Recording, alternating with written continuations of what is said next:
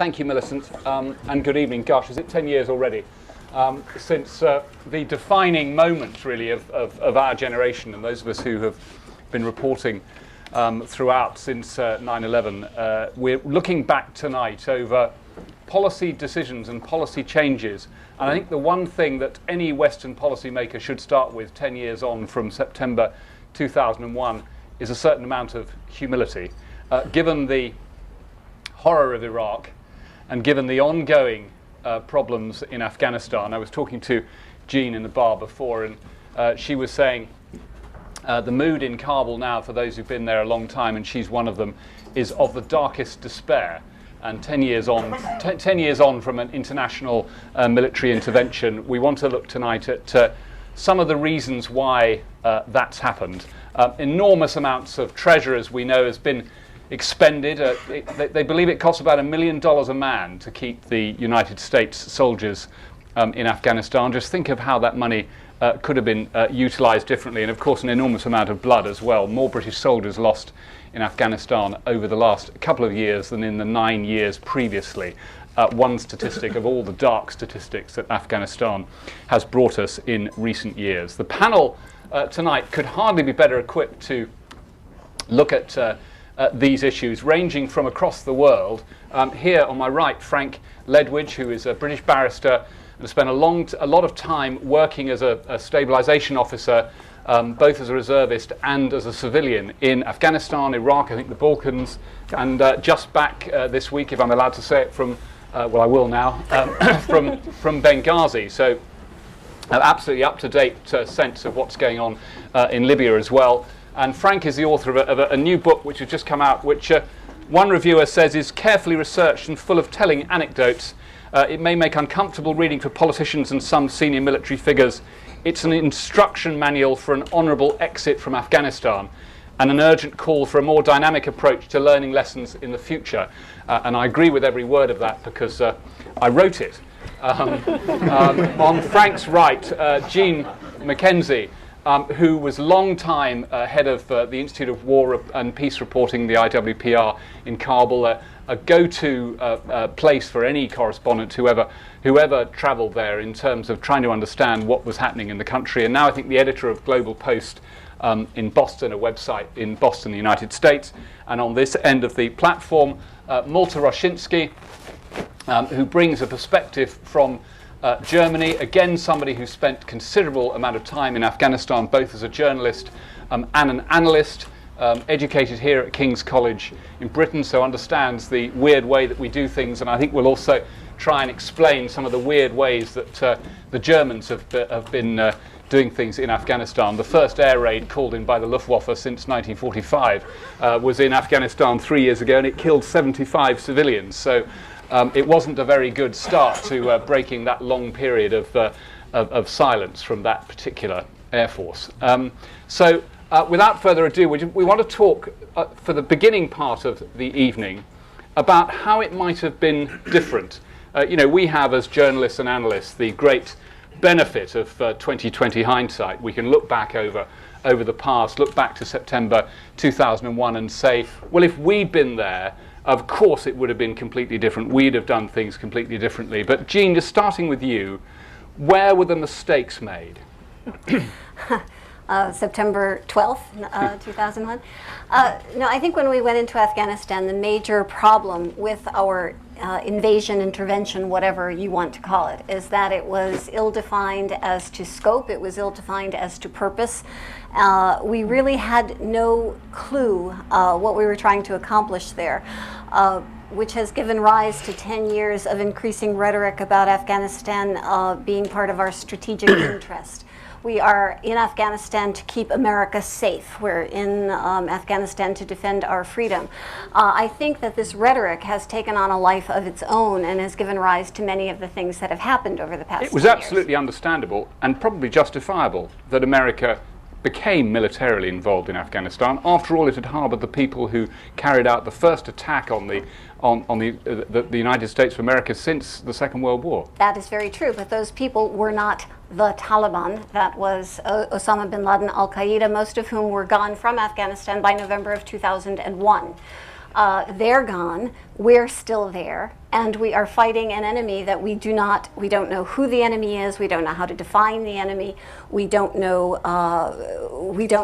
what the enemy is fighting us about. And I think that our central mistake has been to get involved in a war in a country we don't understand, with a goal that we never bothered to define, and with tactics that can be shaped any way we want, since we certainly have no idea what we're trying to accomplish. Frank, if you'd been a sort of Al-Qaeda policymaker back in 2001, what would you have wanted America to do what it's done? I mean, in a sense, do you think that they have fallen into Osama's trap? You don't need to ask me necessarily about that. I think it's a matter of record that Al-Qaeda operators, and specifically Osama bin Laden, it was right within their purview that this was what was strategically ideal, to draw the Western powers, and specifically the far enemy, the United States, into wars in the Islamic world that they simply could not win. I don't know if any of you saw a recent interview with one of Osama's sons, who stated exactly that in terms. It was the objective of my father. He could not have wished for more, for the West not only to have got involved in Afghanistan, but the incredible bonus, which we haven't yet mentioned, of Iraq. In Iraq, for the British, of course, it's dusted away, it's put aside. It'll come up again in spades in the next month or two with the Iraq inquiry reporting. But that's a disaster that did not, perhaps even more of an irrational disaster than Afghanistan, and a bonus for Al-Qaeda's strategists. Malta, what did Iraq look like from Germany? Because of course Germany stood back, and the French famously said, as the only other member of the Security Council with a permanent vote who could veto it, they made it very clear that they wouldn't go to war. So Britain and America had to go it alone. What did it look like from Germany? Well, Iraq at the time was looking maybe.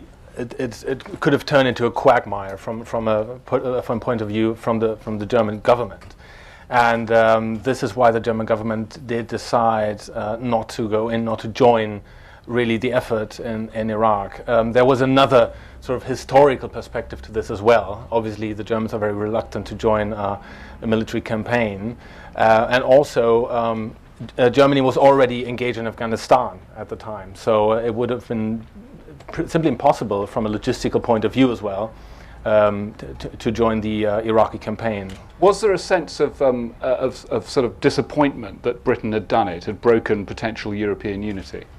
I don't think so. I think it was... That was just what they expected Tony Blair to do. Exactly. So it was pretty clear that from the German point of view that Tony Blair would, of course, join the Americans in the Iraqi campaign. But it was never within the scope of the German government really to commit forces in Iraq. It was simply... When I was in Iraq, really, that we first heard a sort of reshaping of the term counterinsurgency, which had not really been used in common parlance. We talk about coin counterinsurgency very strongly now. But I mean, Frank, you were there and you were watching how this sort of developed. When I was in Baghdad in 2003 watching the American army, it felt as if they were learning quite a lot. They were a learning organisation. They felt that they didn't have the right manual. Their counterinsurgency manual had been written in Vietnam, not updated until David Petraeus updated it a couple of years after the Iraq incursion began. But what did it feel like at the beginning? I was in Iraq as a soldier from 2003 to 2004, in crossing the second and third British deployments. And of course it's the serial deployments of British brigades dictated by army structure rather than any sort of tactical or strategic thinking that to a great degree informed our failure. But when I got there, I had the feeling when I arrived, I arrived on a hiding to nothing. I went there to look for WMD as part of something called the Iraq Survey Group, and I think everyone's aware of the results of that. When I got there, I thought we'd been dealt a pretty good hand in Basra. I never felt, for the first couple of months, particularly seriously threatened. There was the odd IED and the occasional shooting, and on one occasion people did throw roses at us, which was encouraging. By the time I left, we were under attack pretty much every night in the base. Shootings regular, IEDs a real problem. What had gone wrong? Well, I think the heart of it, and at the heart of the counterinsurgency, let's call it, I hate the term, I think it's a bit, I see counterinsurgency as a sort of religion. It has its acolytes, its prophets. It has its pre-lapsarian days. It has its golden age. And it has its heretics. And I think all of us on this platform count as heretics. The problem with the British approach was, of course, we knew what we were doing, right? I should say, as a BBC correspondent, I have no opinions, of course. No, I'm just quite. Well, yes, I seem to recall, David, there's been some misunderstandings about that in the past, but and quite rightly too. We knew it all. We were the experts, but one thing we failed to do in Basra, and I saw this on numberless occasions in my tour there, we weren't listening to what Basrawis or British soldiers on the ground were saying. I remember on one occasion I was on the way back on one of the leave flights and I sat next to a sergeant in one of the Welsh regiments. And he said, I was on patrol last week and we were in the middle of Basra. And a guy came out of a cellar covered in blood and screaming. So we thought, well, we'd better have a look and see what's happening here. And they went down into a cellar, which was a small base of an organisation called Thara Allah, which means, I think, the Fist of Allah. One of the seminal Shia militias which were beginning to form while we were there. He said we should be doing something about this. But the trouble was our commanders weren't listening to what the people of Basra were saying. They were looking at looking after themselves. That is to say, us. We were looking to our own protection. We were looking for an enemy that essentially didn't exist. Foreign fighters. As far as I could gather, the only foreign fighters in Basra were us. We were looking for an Al-Qaeda shibboleth that simply wasn't there. But what was there was a growing serious threat of militia violence against the people of Basra. And they were constantly asking British soldiers, please do something about this. Protect us from them. And we didn't. And we reaped the whirlwind of that harvest 3 years later in charge of the Knights.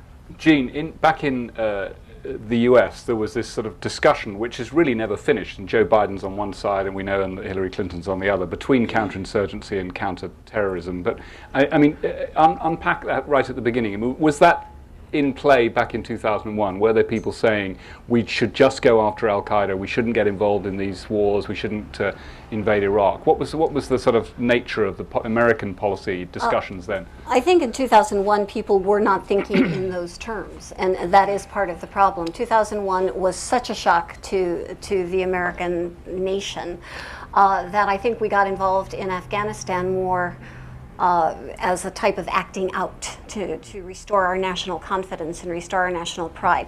Terms like counterterrorism, counterinsurgency were not really widely discussed.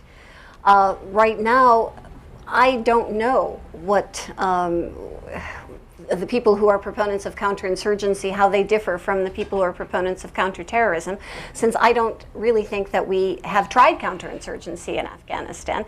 If you can have a story in the New York Times that says night raids are the most useful tool, or by far the most useful tool of the US military in the counterinsurgency, and the sentence itself makes no sense. Night raids are not a tool of counterinsurgency, they're a tool of counterterrorism.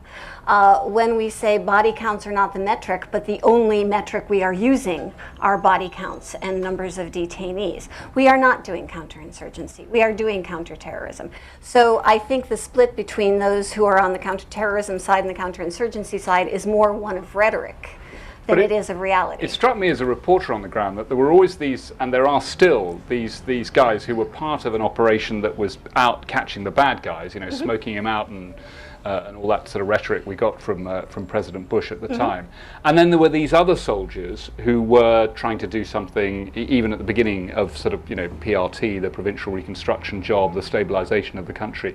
And they were actually on completely different missions. That there were two different bits of the US military establishment, sometimes getting in each other's way, actually. Sometimes the counter-terrorism guys would genuinely disrupt operations that the nation builders were doing, even in the very nascent way that they were doing it at the time. I think that is true, but I think that nation building very quickly gave way to smoking out the bad guys. PRTs, Provincial Reconstruction Teams, which were not ever supposed to be, it was don't call us a military base, we're not a military base, were very quickly seen as military bases by just about everyone. I don't know, Frank, you were on the PRT in Lashkargah. Big military base. It was a military base. So I think the nation building was more a warm and comforting idea than it ever really was a reality. And by 2005, I think really we had given up any hope of nation building, except for the rhetoric of nation building. Well, there was some rhetoric within the US that said we don't do nation building. That's something that you colonialists used to do. We don't do that. We will. There was a sort of it struck me a sense that if they just imposed an enormous amount of democracy, a lot of voting going on, if they imposed democracy, that flowers would grow. That would be enough on its own. Well, that was the Bonn approach. It was the shopping list approach to democracy. We need to have a constitution. We need to have presidential election. We need to have parliamentary elections. By 2005, it's over and done with. And Afghanistan, from a fledgling democracy, is going to be pushed out of the nest, and it's going to be a full-fledged democracy. That was the plan. And the hubris of that is really beyond belief, thinking that we could take a country that maybe had very little interest in our view of democracy or how things were, and in 4 years make it into our own image and likeness, I think is one of the central problems. Well, Malta, of course, the Bonn conference, the beginning of the Afghanistan settlement, it was Germany hosting it. Germany, not a major military player, although sending some troops. What did it look like? How do you feel about this, the gap between politics and the military? Sort of unpack the sense in which Western policymakers were, in your view, making a mistake. Well, I think the basic problem, first of all, if we talk about the Bonn conference, the Petersburg conference, the players that were there, that took part, were not representative of Afghanistan, and for example, the Taliban were completely left out, and we didn't like them, but they were representing a big sort of important chunk of decisive actors in that country at the time. So they should have been included, obviously. And then the second thing was that the international community never really got around to creating a unity of action, which is obviously very important. If you want to be successful, you need a unified strategy, a unified decision making. And if eventually 44 countries are playing a single ball game, you will not really come to a decisive conclusion, because there are 44 different strategies in the militaries alone. And then you have civilian players there, the development agencies, really. So, but wasn't the US always really just pulling the strings? Well, since they owned the project. Well, yes, they were sort of trying to pull the strings, but they couldn't extend across the whole country. So they had to sort of find subordinate actors that were taking over certain commands, like the regional command north was eventually taken over by the Germans, the Italians took the west and all that. And all these countries had different approaches to building up institutions, for example. Well, you looked in some detail at the German approach and how German aid and the German military had coordinated. And I mean, were there some lessons? Were they doing something that was right that other people should have looked at, or was it all a terrible mistake? Well, the German approach was very much informed by a focus on building institutions. And it was always hoped that just creating the institutions would render this country, as you said, a nice sort of budding place where children would be able to play on the streets and everything without being harmed. But the problem was really that the focus on institutionalism, without taking into account the connect to society, that really never. I mean, the Germans never got their heads around that, and didn't really follow that proper strategy. Well, so there were institutions. There was a rule of law. There was lots of politics. I mean, so what's not to like? I mean, those are all the things that you would think would make a country work. Well, if you of course want to build up those institutions, working civil society, you need to provide security first, and. Well, speaking from the German perspective, they worked out of Kunduz, and later they worked out of or added Mazar-e-Sharif. They never really managed to provide a credible perspective of security to the population they were responsible for, and that's really the first step. If you cannot convince the local population that you provide the security and make them believe in your project, they will never really invest trust in you, and eventually never really follow. The northern area is one where the Taliban have extended their reach, as they have right across the whole of the country in recent years. So we have a situation where there was a policy failure right from the beginning. We have the United States sort of paralyzed, as it were, in Gene's sense, that Iraq, this distraction which was played in as bad a way as Frank described. But then let's get on to Afghanistan in these later years. After 2005. Where's it gone wrong? I mean, Gene says there wasn't even a counterinsurgency. It wasn't even tried, Frank. Whereas, there is a new manual. David Petraeus has gone in there. The man who wrote the book in the last 2 or 3 years. It's been different the last 2 or 3 years, hasn't it? Well, this, of course, plays into the question of failure and defeat and success. I think it's worthwhile remembering what British, well, insofar as any British objectives could be drawn out and interpreted from what we've been told. British objectives were in our little patch, our little area of jealously guarded area of Afghanistan, Helmand. We went in there in 2006 with, we were told, 3,500 combat troops. The manoeuvre force available to the general, and I have your question in mind. The manoeuvre force available to the many generals involved in this campaign, out of that 3,500 to secure Helmand, an area the size of Scotland, was 179 troops when that brigade was deployed. It was slightly strengthened to about 500 later in the campaign. 500 men to secure an area the size of Scotland. Now, this was planned against. It wasn't as if our generals were ill-informed. There were some fine studies done before we went in there by the SAS, by some superb guys from the SAS, some very, very well-informed civilians who made a plan. And it was a plan that might have worked. The Helmand plan, it was originally called. Got a new Helmand plan now, by the way. It's about the 4th iteration now. Marshal Moltke, the German sort of great father of modern strategic thinking, I suppose, said that plans don't survive first contact with the enemy. This plan didn't even get that far. We didn't have brigade houses or brigade bases in Helmand as we had in the northwest frontier back in the day, and you're the expert, the UK's expert on that, David. We had platoon houses, 30 or 40 brave, tough guys trying to defend themselves, scattered over an area, as I say, 3 times the size of Wales. That's where we got to.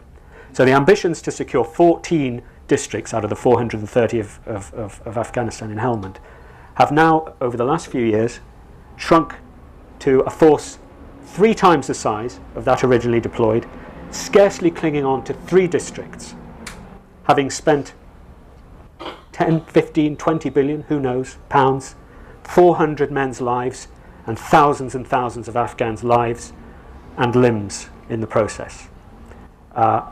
It may well be that success can be claimed out of that. If that's a success, then perhaps we need less of it.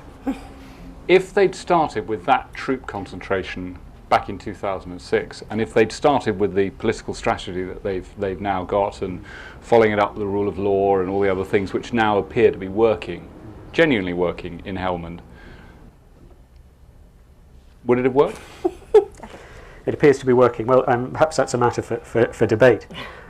Was the Helmand plan workable? There are probably people in this room who would be better qualified than me to answer that. Was it workable?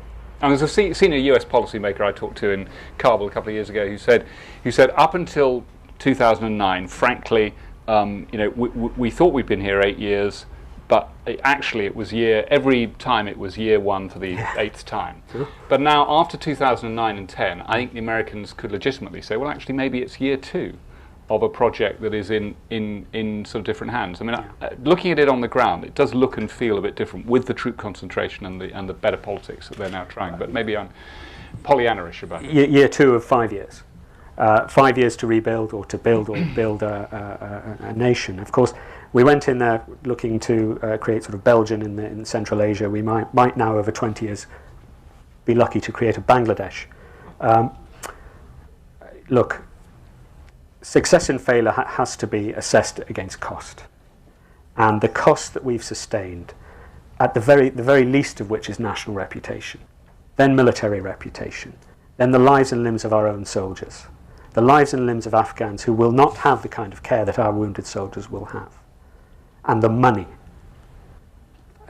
I'm sorry, I simply can't draw success out of that. Jean, you snorted when I said that things are going a little bit better now. I didn't snort, I grimaced. I don't snort. No, I think that our fragile but reversible gains have been, yes, overstated, grossly overstated.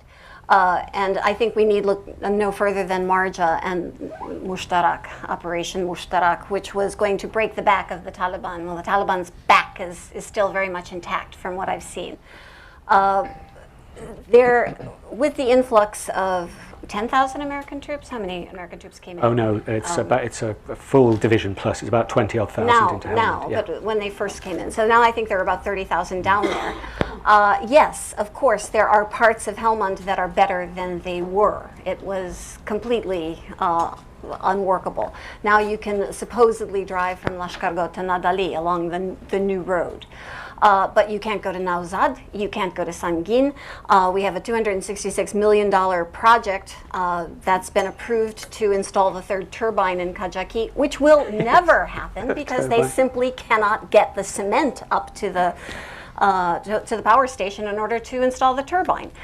So I think saying that, and rule of law, I think we can't talk about rule of law really anywhere in Afghanistan, but certainly not in Helmand.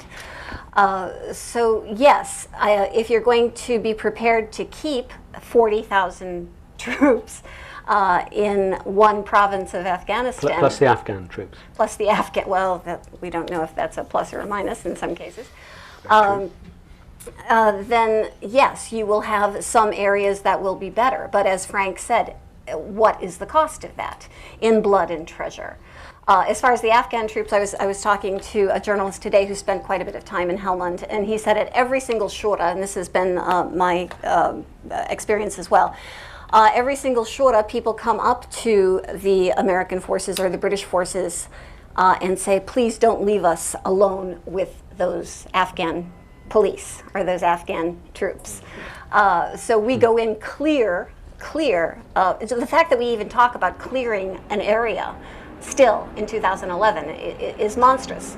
Clearing it of what? We're clearing it of men with guns because they've buried their guns in the backyard, but they're still there.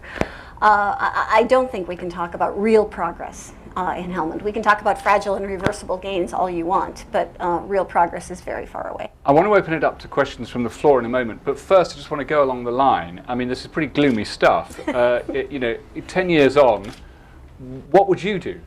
Even given the criticism of you wouldn't be here, and we're all we have this fantastic 2020 hindsight as policymakers, but what are the 5 key things, policy decisions that you would do now? Because there is basically an Iraq-style solution which is being tried. The combat troops will finish by 2014, and this large Afghan force, much of it, we're not quite sure how many there are or certainly how good they are, but this large Afghan force will take the fight on itself, which will significantly reduce the violence because much of the violence is imposed against foreign occupation. So there'll be a natural improvement of the war once there are fewer foreign troops on the ground.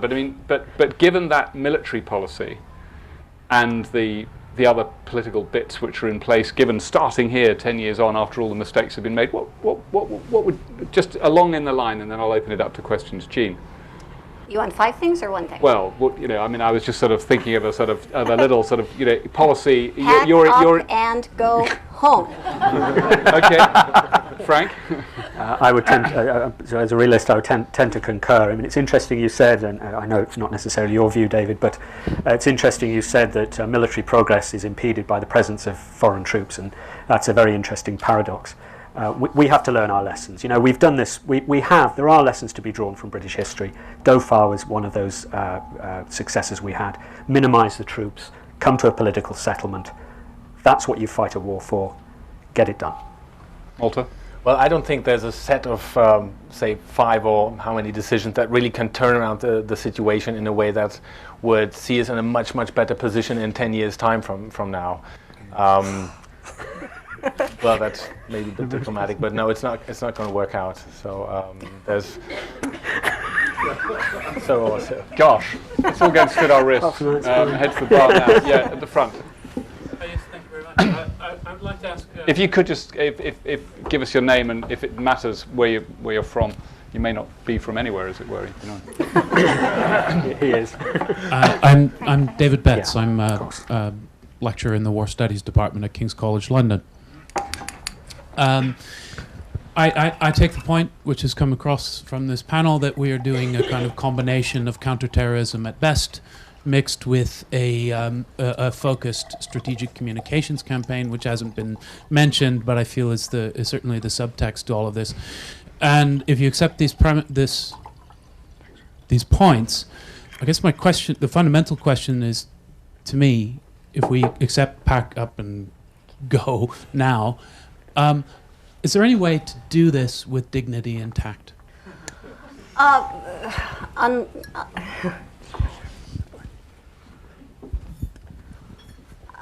think that it's interesting that you brought up strategic communications. To the extent that we're doing strategic communications, it seems to me that Stratcom has been aimed at our own populations.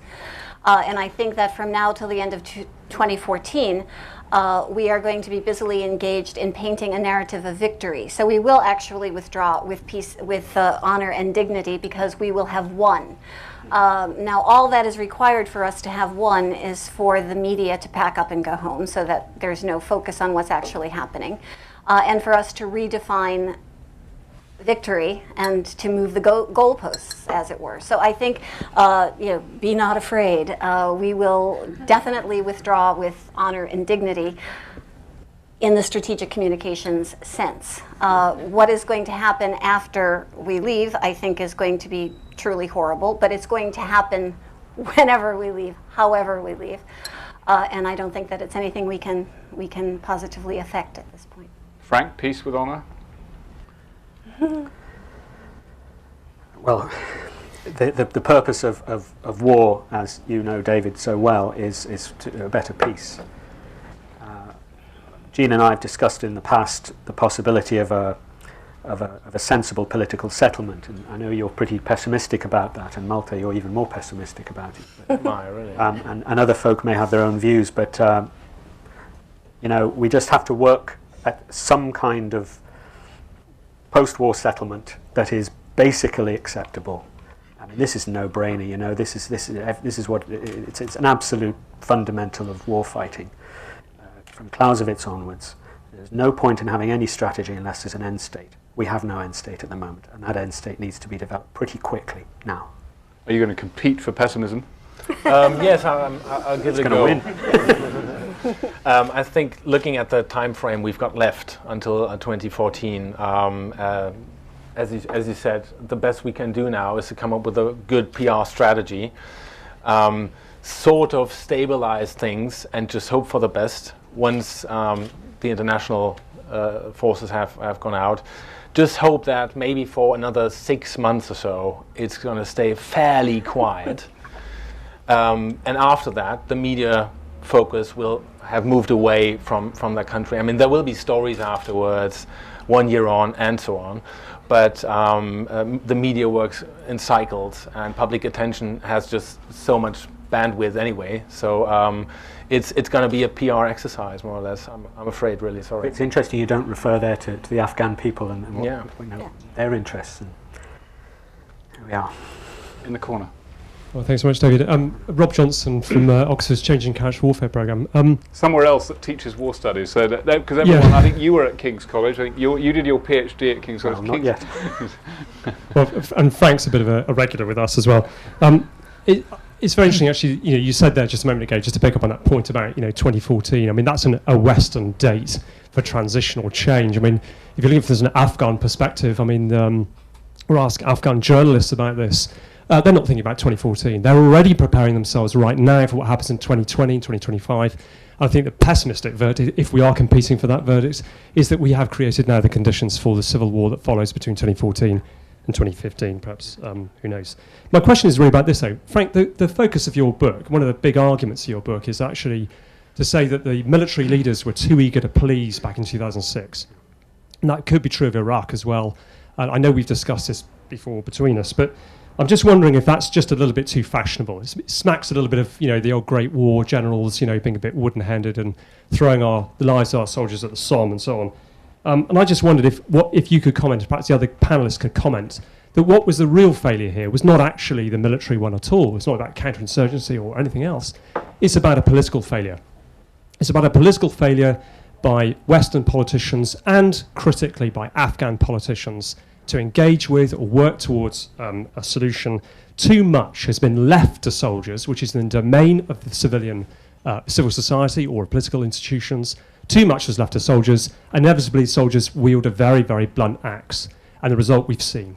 Now, if we want to really look at a solution here, we should be engaging more deeply with Afghan political leaders, grasping that nettle, and as we gradually withdraw the military, really focusing on that political effort, which has been so missing and so easy to blame others, I think, for the fact that the likes of Shara Kupakals and others really didn't do their job and have now turned around and blamed everybody else. Frank, over to you. Well, the military always, they'll always crack on, lean in, all those other phrases, and do what's required. But were they too helpful? Absolutely. The focus of my book is on the military role, and I explicitly say throughout the book, that we mustn't let the politicians off the hook here. They're ultimately responsible. These people are the ones that brought us into the Iraq War. They're the ones that, I won't say took us into Helmand, because I don't believe that to be true, but they certainly collaborated in it. The military role the military leader's role, though, I disagree with you on this, Rob. The military leader's role mustn't be minimised, particularly with respect to Helmand. We often forget that the two campaigns, Iraq and Helmand, for the majority of the time, they were on both campaigns, fought concurrently. They're being fought concurrently. When we moved into Helmand in 2006, civil servants in the Ministry of Defence, the politicians asked the generals, look, we're having a bit of a hot time in Iraq. We've got a brigade heavily engaged. A brigade's about 5,000, 6,000, 7,000 that time people. Can we do this? And the answer came back to Kevin Tebbit, to John Reid. Please don't mistake me. The politicians, it's their responsibility. However, fault lies with the generals. The answer came back, we can do it. Crack on, lean into it, and so forth. And that responsibility, I would respectfully suggest, must not be minimised, must not be forgotten. And you say it's become fashionable. I hope it is fashionable now. And I hope there is a narrative developing, or a story or message developing, that our generals who had the chance to speak truth to power failed to do so. These are brave men. They've fought in the Falklands. They've fought in Northern Ireland. They're very bright guys. But they had the chance to speak truth to power, and they failed to do so. And that's a failure of moral courage. We had this very interesting sort of intervention by David Cameron just a few months ago, saying the generals were speaking out in public too much. Maybe that's that they shouldn't have spoken in public, but they should certainly in private have given much clearer guidance. But we've got a history of this, David. Our generals during and before the Second World War.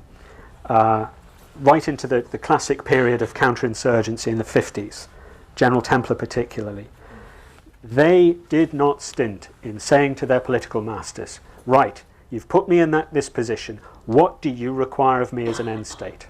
There's a note from General Templer to the Colonial Secretary in 1952 about this, just when the Malaya was getting into the swing of things. I require guidance, and I can arrange my strategy accordingly. Many people here will have read the memoirs of Alan Brooke. The whole thing, General Alan Brooke was the chief of the Imperial General Staff during the Second World War, master strategist. His statue's outside the MOD. The whole book is about that dialogue, constant dialogue, and often a contentious dialogue between political leaders and military leaders. And it produced a very effective outcome. And that relationship, unfortunately, is fractured now. Sir.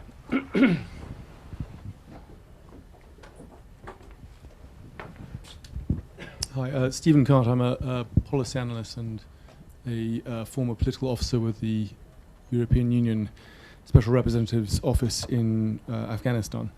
And I just wanted to ask people a little bit more about to sort of dig a little bit deeper into the pessimism here, because I think it's even after 2014, it's likely that the international community will still continue to play a very significant role in Afghanistan. And what I find slightly depressing is the spectacle that, since 2001 we have signally failed to have a political strategy in Afghanistan. And yet what we're seeing now is going straight from, we haven't had it, to, oh, there's no point having one. And I wonder whether there are actually, it's not quite as black and white as perhaps we think, that there are still actually some very useful course corrections that can be made. I mean, particularly in changing the way that we spend our money in Afghanistan, changing the way that we do the military side, changing the way we look at law enforcement, politics, rule of law. So perhaps people can unpack that, because I think there is still the potential for political strategy now. The question is, what do you think it looks like? Malta, do you see any of that sort of thinking going on at the moment? Well, first of all, if we talk about having a political strategy, is it good or not? Does it exist? We are departing from the assumption that if we had a political strategy back in 2001, that we might have had a chance really in Afghanistan. So that's probably something we could also discuss. Would Afghanistan have been winnable at all in the first place? The other thing is, if you're talking about institutions or where do we spend our money in Afghanistan, so far we really have problems in seeing viable and workable institutions we can put our money in. And of course, the nation building effort, I would say, I mean, that's a mission creep in itself, because we started with a different mission. The problem there is that we really have not really attained a goal of really building up institutions that could sort of channel money to the right places and to the right institutions. So I think it will be very difficult to sort out, the whole corruption bit plays into this as well there. Jean? Obviously, there's always some sense in trying to do things better. No one would advocate that we would try to do them worse. But I think it really is past the point where we, outside nations, can impose anything on Afghanistan. There was a tremendous amount of hope and goodwill, optimism among Afghans, I think, at the beginning. I don't feel it there anymore. Afghans are more and more pessimistic. They have given up on their own government. How do you fight a counterinsurgency or have a counterinsurgency when you have no legitimate government to partner with? How do we begin to do anything in Afghanistan when there is no vehicle through which to do it? And I'm very sorry, but I would have to say that is how I see the Karzai government. And Afghans who were willing to work with us, even mentally 5 years ago, are no longer willing to work with us. I've seen educated, young people who are going to be the future of Afghanistan cheer when they heard about the Afghan Air Force pilot blowing away nine soldiers or 8 soldiers and a contractor in May, whenever it was, saying, yeah, that's the way to go. If that is what the educated urban population is feeling about the foreign forces now, about their own government, I really don't see where we go from here. I'm going to say one here and then down here. Yeah. Bob Churcher. I spent 7 years in Afghanistan. David, first of all, I'd say that you're being far too optimistic on the panel. But Frank will know where I'm coming from. The real point I was going to make was the state of Helmand at the beginning. We've all said, things might be slightly improving. Well, back in 2005, I could drive from Lashkar up to the north, up to the dam, and back again. It took 16 hours because the roads weren't terribly good. But I could do it without being shot at. And to go on to that point, when we talk about whether our generals are responsible or not, there were a number of private briefings to John Reid in Westminster, which some of I was present. I'm not really breaking Chatham House rules to say that there was strong advice from a couple of people that all hell was going to get loose when we arrived. And the idea of putting platoon outposts all over the place when we only had 6 helicopters from the RAF with which to supply them was nonsense. It couldn't be done. So there are really not that many excuses, frankly. There was a bit of a mess. But do you think the military leaders should share their part of the blame for that? Absolutely. I made the point, frankly, over dinner to David Richards, who said, well, it was nothing to do with me. I said, well, hang on.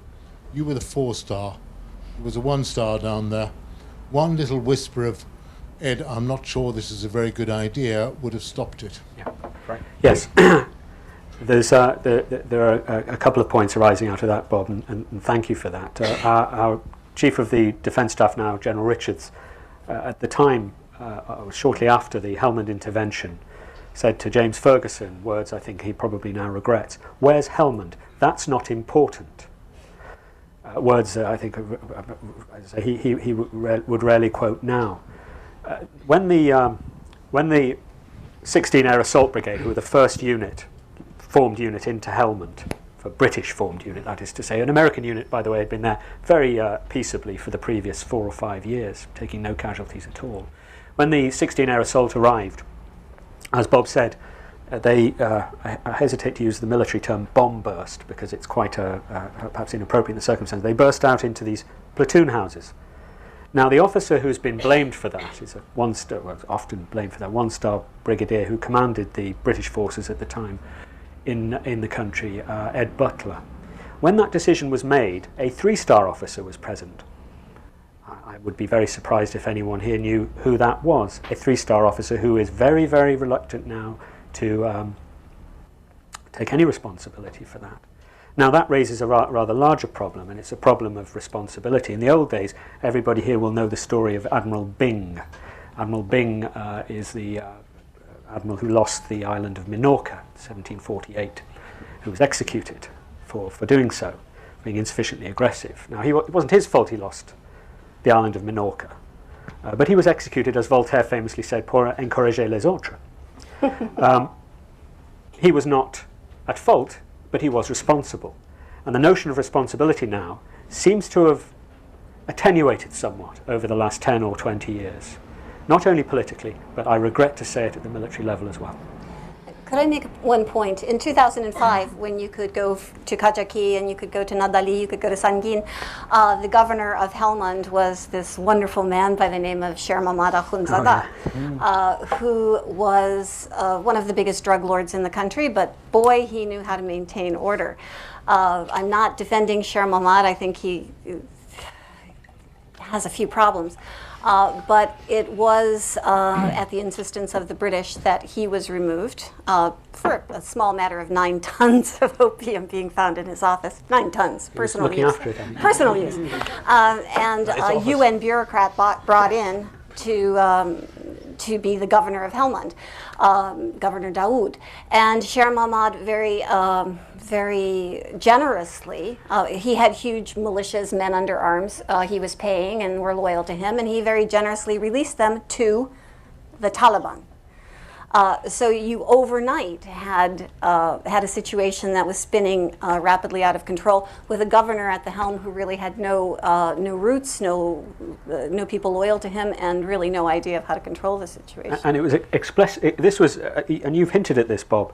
This was explicitly warned about by the rather serious Special Forces team, and indeed one of the General Messenger, and the I think the political team at the time, who were advising on this. That, look, you've got to be careful about the governance here.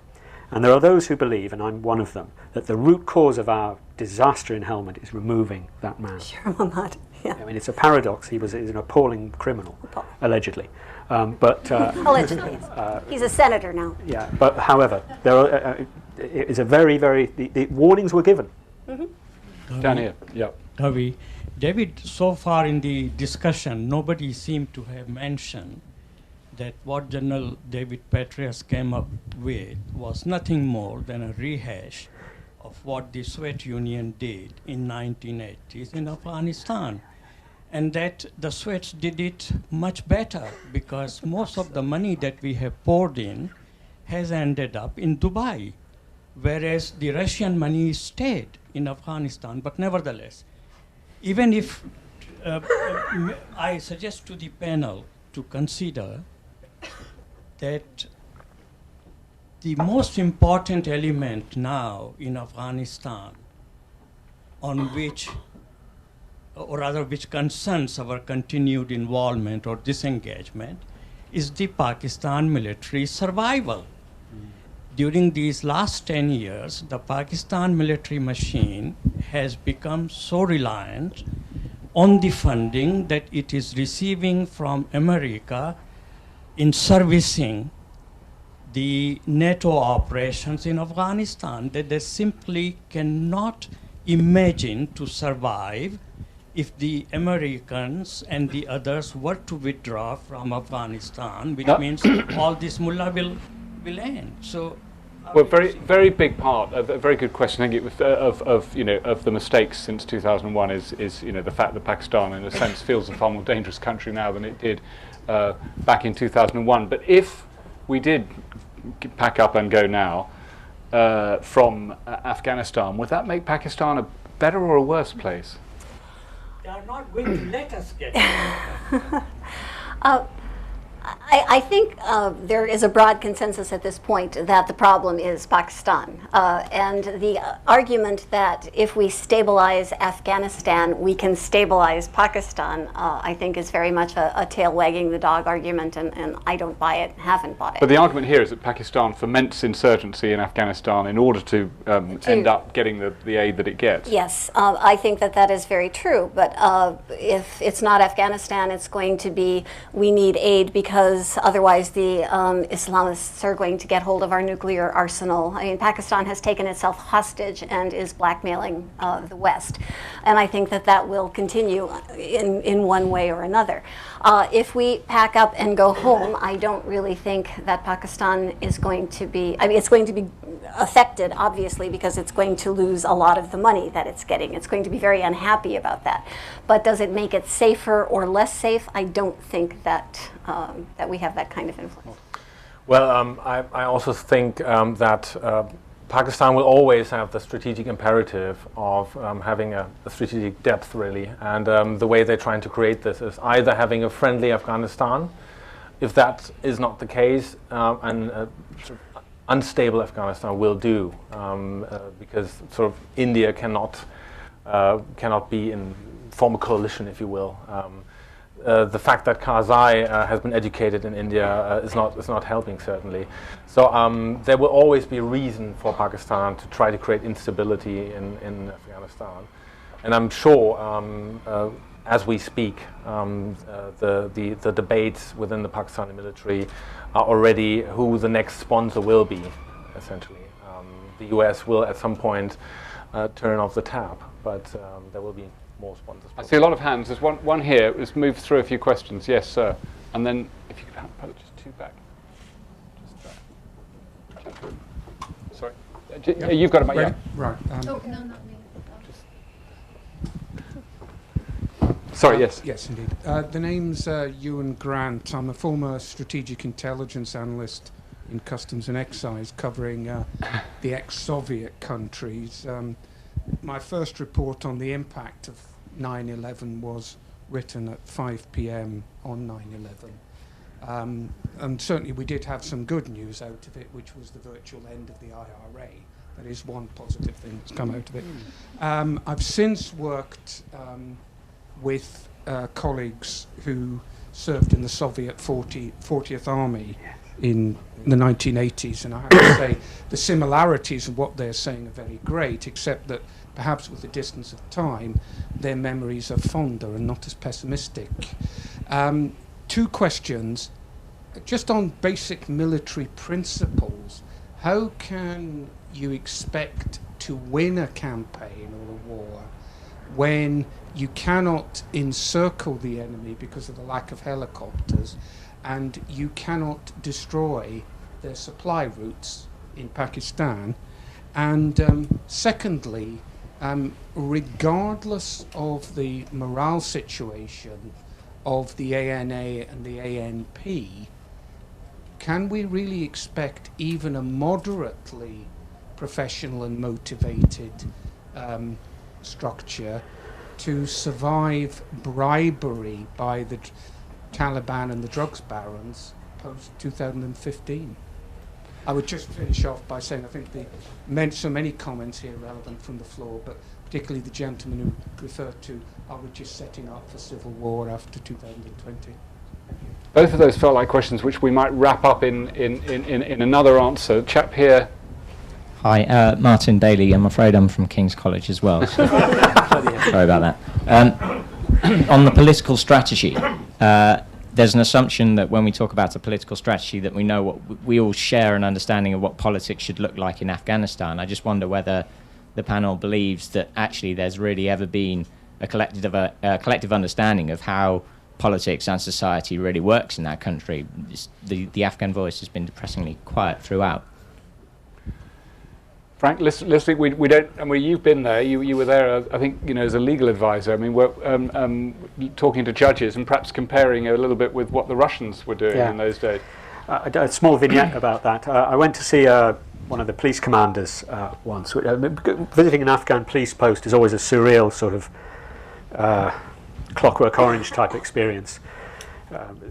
There's generally speaking a catamite around. Most people are stoned. And it just bizarrely surreal. But anyway, I was talking with this guy, and he spoke Russian. Now, our interpreters weren't really good enough. My Russian is very poor. I speak quite good Serbian, but poor Russian. But my poor Russian was better than the interpreter was trying very hard. So we spoke Russian. Why do you speak Russian? I spent 3 very happy years in Kiev, he said, training to be a police officer. So we chatted on. And he said, the thing about you guys who are sitting in the PRT is that in our day, when the Soviets were here, you would be sitting in my office with me and we'd be discussing the cases and talking things over. Why can't you do that now? So I said, because my bosses believe I would be killed by suicide bombers. He said, yeah, that's a fair point, but we would protect you and ensure you would be okay, and which he probably would have done. But I said, well, look, in those days, how was it? I said, there was no problem in Lashkar in those days. The Soviets encircled it with a ring of steel. They controlled the city entirely. And there was no problem for movement. People could move around as they liked. Something, by the way, that roughly approximates to the initial Helmand plan, I might say. But it's rather interesting that was exactly the approach taken by the US in their one successful so-called counterinsurgency operation prior to Petraeus, which was in Tal Afar in northern Iraq, where the town was essentially the same happened. Heavy control, ring of steel, everybody controlled in or out, freedom of movement inside it. But you need people for that. The Soviets had it, we didn't. Should we have been aware of it? Absolutely. Lack of understanding of Afghanistan, lack of appreciation of the situation on the ground? I think what we've really seen over the past 10 years is a disconnect between the analysis that's been out there in Afghanistan, which was part really, really good. There's some really, really good academic analysis, for example, also based in practical experience, and the political decision making.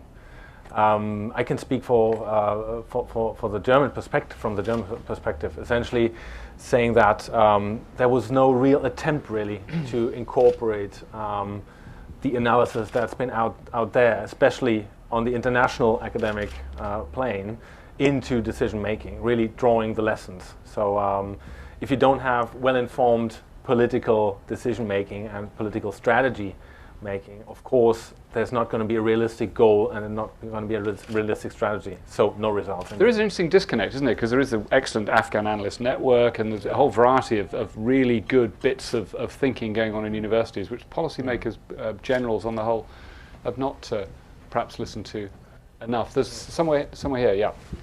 Yilmaz from Pakistan. I have 2 questions actually. First of all, I would like... Do you believe your country's taken itself hostage? I believe my country's military has played a very dangerous double game, but it is understandable because when the US and the rest of the alliance does pull out of Afghanistan, we will be left to deal with the remains of Afghanistan and whatever insurgency still resides in Afghanistan. So even though I do not agree with what the military has done in Pakistan, I believe it has been essential in order to safeguard our future and make sure we don't fall out with whatever future government is going to come into Afghanistan, because the US at the same time has been speaking to the Taliban recently in talks. Okay, my questions were, first of all, do you think a trick was missed when the war in Afghanistan was initiated? First of all, knowing Pakistan's history with Afghanistan during the USSR and Afghan war, do you think a trick was missed when the borders were not safeguarded between Pakistan and Afghanistan? Because you see, the Afghan militants have just spilled into Pakistan. They've inspired Pakistani groups, offsprings, and those groups have again gone on to kill 31,000 Pakistani civilians since 2001. So do you believe that the US and the rest of the alliance, NATO, missed a trick over there with the borders, with respect to the borders? And secondly, I would like to ask, recently I've been reading a lot of money has been going into Afghanistan in the development projects, around $500 billion US, if I'm not mistaken. That same money that pours down to the contractors and the builders and all, the Taliban at the same time, what they're doing over there is they're kidnapping these contractors, they're extorting them, they're bribing them. So that $500 billion that are going into the development of Afghanistan, eventually they're trickling down straight into the hands of the Taliban, and they are funding the war, the militancy over there. So what, in your opinion, can be done about that? And do you think the US and the alliance needs to, rethink their strategy with regards to that as well? Well, I think on the question of the money, I mean, Frank and Jean in the panel, if I could take the border question, I mean, the British between 1849 and 1947, when they left, fought two-thirds of the operations fought by the British Army in India were on the northwest frontier, trying to patrol that area. Completely uncontrollable. They drew this unsustainable border, the Durand Line, down the middle of the mountains in places to this day. As you know, it's not even, nobody even knows where it goes, because it goes right across the top of mountain peaks. And it was drawn in a way which gave all of the strategic advantage to, as it were, the Pakistani side, which is now giving the Americans headaches in Afghanistan. There are 108 useful passes that cross those mountains, none of which can be bridged by a fence or any sort of barrier, but which all of the Pashtun tribesmen know how to cross them in and out. So I think actually sealing that border in physical terms would be a really difficult thing to do.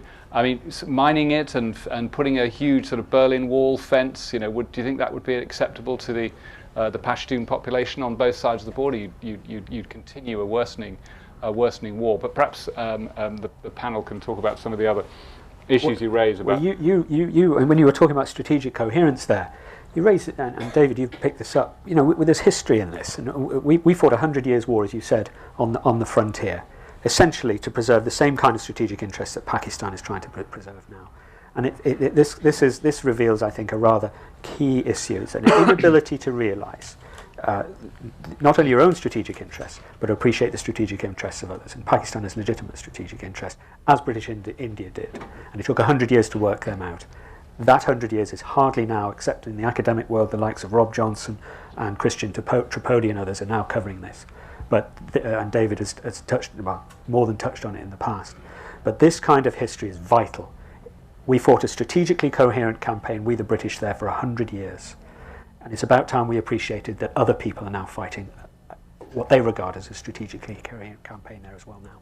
Well, Pakistan, that's taken into account. Pakistan obviously has interests, but do you think they're pursuing them with any sort of intelligence? Jean, I mean. I'm not at all an expert on Pakistan. I think that Pakistan, as you said, is playing a double game, that it wants to be seen to be on helping us, where actually they are fomenting as much instability in Afghanistan for their own reasons as they possibly can. Which is exactly what we did back in the day. But as to your point about financing, trickling, it doesn't even eventually trickle down to the Taliban. It goes to the Taliban pretty much right off the top. Estimates are that between 20 and 40% of assistance project money goes to the Taliban in various forms of protection money. It's either even NSP, the National Solidarity Project program, they are taking NSP funds in various provinces. Otherwise, the project will not be done. The Taliban have much greater control than we are willing to admit. And they will allow a project to go through if they're paid enough money and they're willing for the project to go through. So 20 to 40% of hundreds of billions of dollars is quite a lot of money. We talk about the drugs financing the Taliban. Their estimates are that they're making more money out of assistance projects than they are out of poppy. And that really is something that we need to think about. One down here. David, sorry. if I may. Just hold on. No, could we keep it for afterwards? Could we keep it for afterwards? Would you mind? Sorry, because a number of hands still wanting to come in. Yeah. Liliana Pop, an independent researcher. I just wanted to ask about your evaluation of the role of private contractors to provide security. If the military strategy was so poor to begin with, perhaps did it matter or did it not matter that this procedure was used, that so much recourse was made of private contractors to provide security? The problem in Iraq was that they killed far more people than the military had, and they lost far more of their own without covering. Then they were Filipinos and Bangladeshis, and inverted commas didn't matter than American soldiers. But Malta? Well, private security contractors in Afghanistan do not really. The aim is not to secure the public order or secure the country in a way. They're mainly catering to private organizations, to organizations like the United Nations or governmental aid organizations, even private aid and development organizations. This is what they're there for. So they're really securing very limited compounds. They're providing convoy security, convoy escort, that sort of stuff. So they're not, their role, as I understand it, as I saw it there, is not really sort of to provide security in the public realm. One at the back, yeah. Yeah, hi, Charlie Sykes, a King's College graduate, just to add balance. Looking at, I'd like to support everything that Frank said about the blood and treasure and the lives lost. But I think there's a real danger on the pessimism that we've got to balance that to a certain extent. And that you could walk away from this evening thinking that the only option is non-interventionalist, and to sit there and watching Somalia, Yemen, Syria, Libya disintegrating into failed states and do nothing about it. And I just wanted to ask the panel, please, however badly we're doing it, we're relearning lessons that COIN is particularly messy and takes an awfully long time, and we have to seem to relearn the lessons every time. But is it better to be interventionalist or to sit in Europe, put up the bastions and just watch the rest of the world disintegrate?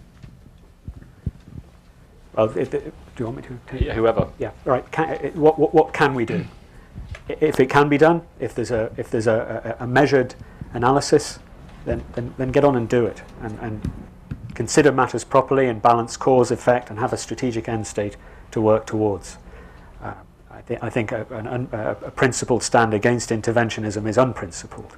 I speak personally on that, of course, but for sure, if it can be done, but I would question whether in places such as Yemen and Somalia we can do it. That's all I'd say to that. Jean, I would agree. I think that the problem in Afghanistan is not that we intervened per se, but that we intervened not knowing what we were trying to accomplish and how we were going to accomplish. Since we didn't know what we were trying to do, of course we didn't know how to do it. So were we to go into a country, we at least have to have some idea of what the end state is supposed to look like.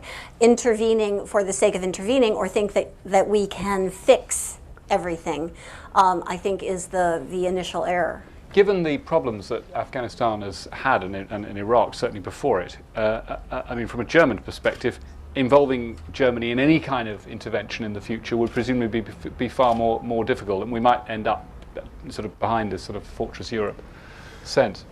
Well, involving Germany is, I would say, ask for a checkbook, but do not try to get our sort of a proper military contribution, because essentially this is not what the German society, what German politicians, what German politics in general would be able to sustain. This is probably true for a number of different countries as well, but particularly the German side of things, it would not be helpful if we take, for example, the lead in some sort of proper counterinsurgency style operation that might come up in the future. Yeah, sir. Hassan Ali, and Somali political analyst. And the last time we had a stability in Somalia was when we had our troops fought in war between Somalia and Ethiopia, came back home. So do you think about or have any worries about after 2014, when the troops come back home, how will affect it at home, not in Afghanistan? Do you mean the British troops? No, your sense. Well, I think as I understand the question is that it was after the Ethiopian troops left your country that things really became difficult. But, I mean, although I have to say their intervention was not without its issues in terms of the violence that they brought on Somalia. But it was when they left, you're saying that's when the violence emerged, and so that will happen in Afghanistan. Is that? I'm not worried about Afghanistan. I'm just worried about here and the United States, wherever the troops went and fought in Afghanistan. When that troops came home with a loss, not by victory, will that affect and stability? Riots on the streets of Aldershot. Yeah, that's right. Well, we've seen that already. Frank, Yeah, the morale of the British Army. I think that's a really interesting point. I was speaking to an SBS officer last year as part of the research for my book about this, and special forces officers are pretty hard-edged realists, and I asked pretty much that question: what effect will defeat or failure have? And he said, "It just doesn't matter. Who cares? Who cares? We did our best, and we lost, and that's that."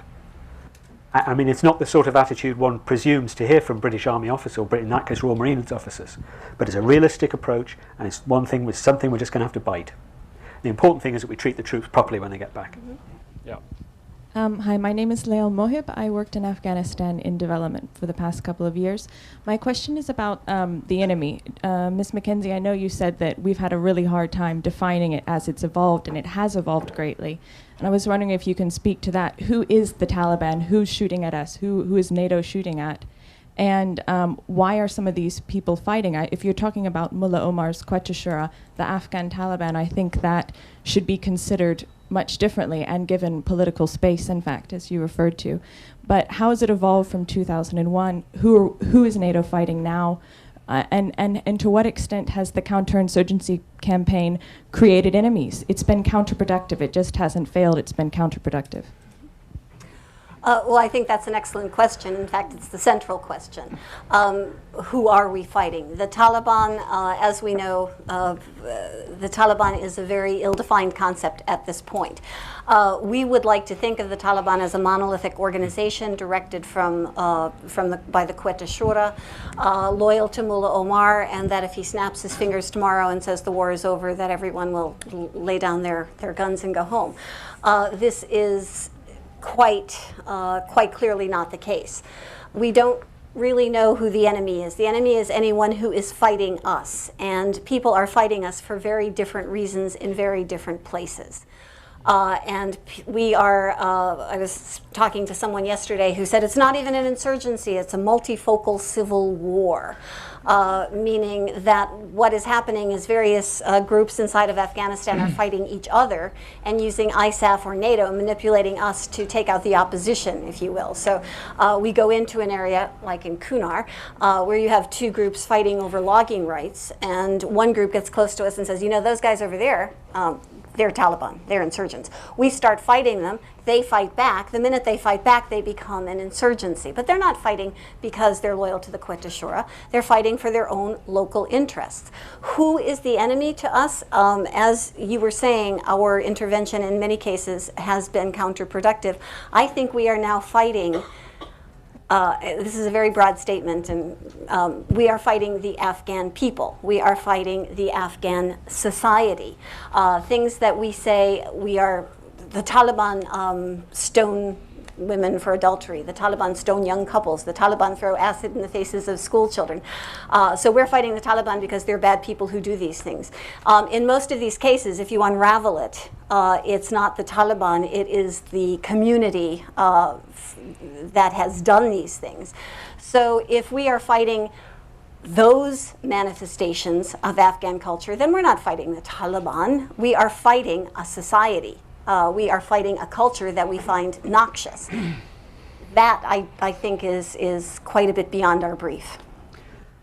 Can I say something to that? I mean, this is a failure of intelligence, apart from anything. Small, big eye intelligence. Right. We've had enemy-focused intelligence at the military level now, and I say we in the wider sense, certainly the British military, for quite some time. But we don't have a tradition of that. Rob Johnson, in one of his books, talks about taking a broad view of intelligence. So it's equally important to know, for example, who's arguing over what forestry rights, or what car dealerships have rivalries. At least as important as who are the IED makers, or where does the cell meet. Why? Because that will set the context within which everything that you do is done. I'm going to take 3 last questions and then sort of use them to get, I think, one here, there's a microphone there, and one there. So, but before I do, and I'm going to use those questions to sort of to warm the panel up for a sort of final round of gloomy prognostication. Frank, I just wanted to ask one more sort of big sort of overall question about the counterinsurgency failings, which are very much the the theme of your book. I mean, you take the view in the book, as I read it, that the British thought they were so brilliant because of Malaya and Northern Ireland, and so they sat back after 2001 and said, we can do this stuff, the French and the Americans lose people, they're not any good at it, and didn't learn the lessons. I mean, is that broadly the problem, and why has it got so bad, and why don't they learn, and why are they so bad at it, and given the fact that they think that they're rather good at it? Well, there are several presumptions inherent in that question. The first is that the famous classic campaigns of Malaya and Kenya, supposed successes, were actually what we now would call counterinsurgency, as opposed to large-scale corralling of vast populations into what we would now call concentration camps at the heart of those campaigns. But putting that aside, Northern Ireland is often trumpeted as one of our great successes. What we forget is that most soldiers who've served in Helmand or indeed Iraq never served in Northern Ireland. You may get a battalion commander who served as a junior officer in Northern Ireland right at the end of the campaign. But that experience is now a long way gone. And there was a presumption in our military that these skills sort of came with the clouds and the rain. They're genetically endowed, understanding of these things, which is complete rubbish, and it's been proven to be time and again. Are we a learning organisation now? I think at the junior level now, there's a very real understanding that we really need to start looking more broadly at what we do. The problem is that a lot of these junior officers, relatively junior officers, I'm talking about people lieutenant colonel and below, may be winnowed out. I was talking to a colonel yesterday, a really capable former battalion commander who was saying, my concern is that at my promotion board, I may not be just that kind of chap. I reflected on this and I thought, well, if I'd written that, it would come out as some sort of cliched assault on the standards of the British Army. This is coming from a guy who will be and should be a 3- or 4-star general. He's worried that he might be cut out at the appropriate level because he might not be the right sort of guy, sort of chap. What in practical terms are they getting wrong? They're not listening to the people amongst whom they work. They fail to understand that heavily armed foreigners in highly nationalistic environments will always be seen and treated as invaders. And that needs to be mitigated and, as the Army, or Army especially, would say, aimed off against. You can't simply presume that by stating we come in peace, that everyone's going to believe you, particularly if you come festooned with hand grenades and reams of ammunition and covered over with attack helicopters and strike jets. What we've failed, the central failure, has been an inability or an unwillingness to listen to the people amongst whom we've worked from the start to finish? Well, a very kind and quiet bookseller sitting in the corner who's working hard, waiting to sell Frank's rather wonderful book, Losing Small Wars, when we wind up in a few minutes. 3 last questions. One there, and I'm afraid this I do know is also a King's College. I'm Thomas Loyn. Yes, I am also at King's College. I can remember on 9/11, I was at school at City of London. I was 13 years old, and I can remember being evacuated from the City of London. We were all told to go home, and there were British soldiers out on the street with rather large weapons, starting to defend the capital. And I remember just thinking it was quite cool when I came out. But I got home, and my mum, who doesn't usually sit glued to the television on a regular basis, was sitting in front of the TV, kind of, aghast and upset. And I came in, and it just hit me how tremendous this whole situation was, and how it was going to impact us. Do you not think that it was so horrible that the US, simply from a domestic point of view, had to act militarily in some way? There had to be some sort of military response, because they couldn't just sit there. Domestically it would have been, even though the Americans now want to get out, the public don't like it. At the time, Bush had to do something militarily. So therefore, this whole thing was always going to happen, because they were always going to go in shock and awe. And it was, right from the start, there was nothing we could do. Okay, hold on to that. And there's one here. Yep. Oh, yeah, sorry. And then right down at the front here. Okay. I just was interested in the media and communication routes in the area, because obviously we're talking about very localised, organic groups of people who are having spheres of influence, and then perhaps picking up a badge of, I'm with the Taliban because, I'm siding with these guys, and I'm going to get you guys to get involved to influence that, to make my local politics better, and that sort of thing.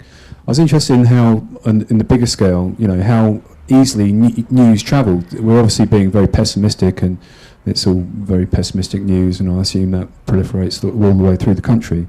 But how good is the communication route? So if groups of people, small groups or organised groups, want to actually, talk about how the best way to actually accept good policy amongst all the parties involved, how easy it would be for that to actually spread in terms of, if there wasn't battling and things like that, because obviously it takes a lot of time for nations to become organised and to get into the frame of mind where they'll accept that. So outside of the military campaigns, how long do you think it would take it? Fighting in Afghanistan for 30 years, they've become adept at it. So that thought, and then right at the front, a final question from the floor. Thank you. Yes, sorry, I'm another War Studies department person, Sarah Ingham. I'm wondering whether you think that any British or US military campaign can ever be ultimately successful without the active support of the public back home. Thank you. Well, that's very connected with this communications, the Stratcom bit, and how we play it. So there's sort of those 2 thoughts really: the sense of strategic communication and getting public support, and this real sense of vengeance back in 2001, and whether that was sort of squandered really and politically, and any sort of closing thoughts from the panel really. Malta first. Well, on that media bit, I think in Afghanistan, for example, it's much more important what the rumor mill really does. Rumors are much more important than factual news. Afghan people have a total different understanding of facts and of news. So when there's a rumor spread that the Americans killed, 100 civilians or 200, everyone or lots of people will actually believe it, whether it's true or not. So I think that's the main problem there. On the issue of being successful in military campaigns, I think that goes pretty much for every nation. Just think back to the wonderful trinity of Clausewitz. I mean, you need essentially all these 3 elements to be successful, and the population being one, and that goes for the home population as well. So if that's not there, it's a bit doubtful, really. So. It strikes me that that's something that's terribly important to the Ministry of Defence, the sort of national consent. A friend of mine came back from Helmand 2006, and I asked, "Are we winning?" And he said, "Are the people with us?" Now, unless you can explain, the answer, of course, is no. As Malta said, there's an essential part of a tripod If the people fall away or aren't there, the tripod will fall down. It's a basic Clausewitzian idea. To articulate that, if there's no end state identifiable, you have no strategy, you have no business being there, whether or not you can communicate it. Who knows why we're in Afghanistan now? No one. Or no one can articulate it, not even the soldiers. It's the commonest public question. Actually. I mean, I do, having written an Afghan history book, and when I do public talks, it's the one that people always come up to you afterwards, and they say, I didn't like to ask this in public because I felt it might be stupid, but why are we there?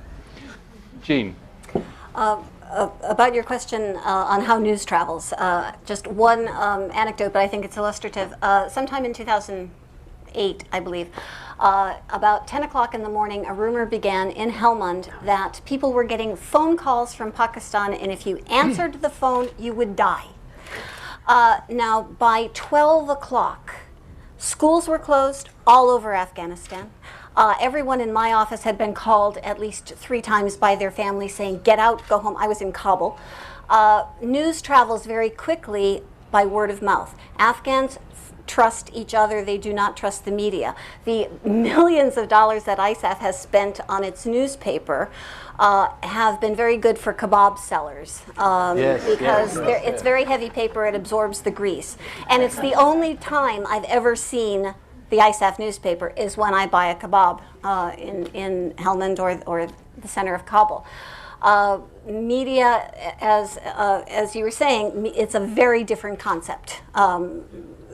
News travels, they believe each other. News travels by word of mouth. They text each other, those who can read. It can be completely different in different areas, the news, with regards to rumours that are going around. Well, this rumor started in Helmand and all over Afghanistan. Within 2 hours, schools were closed and children were sent home because someone was making phone calls from Pakistan that were killing people. All you had to do was answer the phone and you died. And everyone knew someone who had seen someone who had died. But when you tried to, we did a story about this, when you tried to actually find someone who said that they saw someone die, of course they didn't. So it's rumor, but they trust those rumors much more than they will trust something that they hear on television, read in the newspaper, or hear on the radio. Just closing thought, I mean, could it all have been different? Just remembering that horror of the 13-year-old, the people glued to televisions in September 2001, the sense that the world had changed. Could there have been better politics, more intelligence? Well, of course there could have. I agree completely that we had to go in. America had to act out. They needed to, they needed to kick ass because we had been attacked and we had to prove that we were big guys. And Afghanistan, there was very little resistance to going into Afghanistan. Afghanistan was a very convenient ass to kick because it was not being really defended. So yes, we were going to go in, but we didn't need to go in with this open-ended brief of, yes, we're going in there to get rid of Al-Qaeda. Now we're going in there so little girls can go to school, and maybe we're there so that women don't have to wear burqas, and now we're there, as Time magazine tells us, so that women's noses are not cut off. Where does it stop? We needed to define our goals from the very beginning. Well, as usual at debates at Frontline that I've chaired over the years, there have been more people on the floor who could have packed the panel than people on the panel. You have fantastic questions, and thank you very much for them from this audience 10 years on from 9/11. But thanks most of all to Malte Roshinsky, who's come over from Germany for this, to Jean McKenzie, and to Frank Ledwidge. Thank you very much. Thank you very much.